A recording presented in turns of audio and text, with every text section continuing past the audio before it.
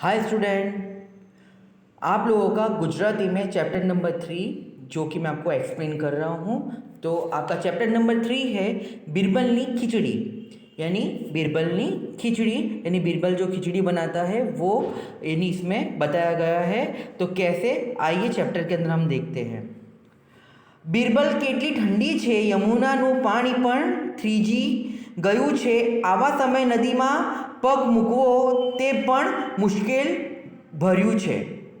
જહાંપના ठंडी હોય કે ગરમી, આ બધું શ્રીમંતો માટે છે। ગરીબ માણસ તો આટલી ઠંડીમાં પણ નદીમાં સ્નાન કરવા જાય છે। यानी क्या है, जो बिरबल और जहांपना अकबर के बीच में, दोनों के बीच में वार्तालाप चल रही है और लोग ठंडी बहुत पड़ी है उसके में पानी, यमुना का जो पानी है वो क्या है, बहुत ठंडा है, उसके बारे में बात कर रहे हैं। તું શું કહેવા માંગે છે? તું સામાન્ય માણસ શક્તિશાળી હોય છે? हाँ बादशाह, तू तारी बात साबित કરીને બતાવ। हाँ જરૂરથી જહાંપના, એક માણસને શોધીને લાવો જે નદીમાં ठंडा પાણીમાં આખી રાત ઊભો રહે। यानी अकबर और बिरबल के बीच में बात होती है, क्या तुम यानी ऐसा मानते हो कि एक सामान्य यानी गरीब इंसान शक्तिशाली होता है? तो बिरबल बोलता है कि हाँ ऐसा ही होता है। तो वो अकबर बोलते हैं कि तू एक ऐसे इंसान को ढूंढ के ला। फिर बीजा दिवसे बिरबल एक ब्राह्मण ने सोई लावे छे। यानी दूसरे दिन क्या है, एक ब्राह्मण को वो लेकर आते हैं। सैनिकों, तमे लोको आखी रात અહીં ઊભા રહીને ચોકી કરો, આ ब्राह्मण પાણીમાં જ ઊભો રહેવો જોઈએ। यानी अकबर क्या कहते हैं कि ये ब्राह्मण जो है वो पूरी रात क्या है, पानी में ही होना चाहिए। સવારે બાદશાહ અકબરે સૈનિકોને અને પહેલા બ્રાહ્મણને દરબારમાં લાવવાનો આદેશ આપ્યો। यानी दूसरे दिन सुबह बादशाह ने क्या किया, सैनिक को बोला वो ब्राह्मण को लेकर मेरे दरबार में आओ। तू आटली ठंडीમાં આખી रात પાણીમાં કેવી રીતે ઊભો રહ્યો? यानी अकबर पूछते कि तू पूरी रात पानी, इतनी ठंडी में पानी में कैसे खड़ा रहा?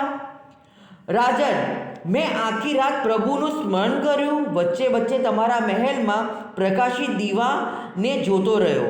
यानी मैंने पूरी रात क्या है कि मैंने भगवान को याद किया और आपके महल में एक दिए की जोत जल रही थी उस पर ध्यान दिया। આનો અર્થ એ થયો કે તને દીવાના પ્રકાશથી ગરમી મળતી રહી तो हूँ तने इनाम शा माटे आपूँ? यानी इसका मतलब ये होता है कि तेरे को उस दिए की रोशनी से गर्मी मिलती रही तो मैं तुमको इनाम किस बात के लिए दूँ? ब्राह्मण उदास थईने घरे गयो। ब्राह्मण जो है उदास होकर क्या है, घर चला गया। થોડા દિવસ બિરબલ દરબારમાં ગયો નહીં। બાદશાહ પોતે બિરબલ ઘરે ગયા। बिरबल, तू दरबार में केम नहीं આવ્યો? यानी बादशाह क्या है, बिरबल के घर पे जाके क्या बोले कि बिरबल तू क्या है दरबार यानी महल में क्यों नहीं आया? राजन, तमे हूँ कालथी खिचड़ी बनावी रह्यो छूं पण बनती ज नथी। यानी वो क्या बोलता है, यानी बादशाह को, राजन मैं कल से एक खिचड़ी बना रहा हूँ लेकिन वो बनी नहीं रही है। बिरबल, केवी रीते खिचड़ी बनशे? तारू માટલું આગથી ઘણું दूर छे। यानी अकबर उनको बोलता है बिरबल को कि कैसे बनेगा, तुम्हारी खिचड़ी की जो हांडी है वो तो आँख से काफ़ी दूर है, तो कैसे बनेगा वो? केम नहीं राजन, जो ब्राह्मण ने दूरथी पण દીવોનો प्रकाश મળતો હોય तो आ तो માટલાને પણ ગરમી મળતી જ હશે। यानी अगर ब्राह्मण को दूर से अगर दिए की रोशनी मिलती है तो ये तो માટલા है, तो इसको भी मिल सकती है। आ समझता अकबर ने पोतानी भूल समझाई गई। तो तरत बिरबल ने भेटी पड़ा। ये बात सुनकर बादशाह को अपनी गलती का एहसास हुआ और उन्होंने क्या किया, बिरबल के गले लग गए।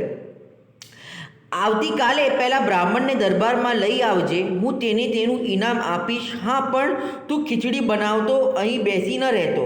यानी कल तुम दरबार में क्या है उस ब्राह्मण को लेकर आना, मैं उसका इनाम दे दूंगा, लेकिन हाँ फिर तू ये खिचड़ी बनाने मत बैठना। ખરેખર આ વાર્તા પરથી કહી શકાય કે શેરને માથે સવા શેર। આમ બાલ મિત્રો આપણે પણ બિરબલની જેમ बढ़ती नहीं पर कड़ती काम करવું જોઈએ। यानी कहने का मतलब क्या है, सही है, ये जो कहानी हमको बताई गई है काफ़ी हद तक सही है। तो हमको क्या है कि हमको बिरबल के जैसे हमको काम करना चाहिए, बल से नहीं लेकिन अपने दिमाग से, बुद्धि से। तो आप लोगों को ये चैप्टर बखूबी समझ में आ गया होगा। तो मिलते हैं मेरे नेक्स्ट वीडियो में नेक्स्ट लेसन के साथ। बाय।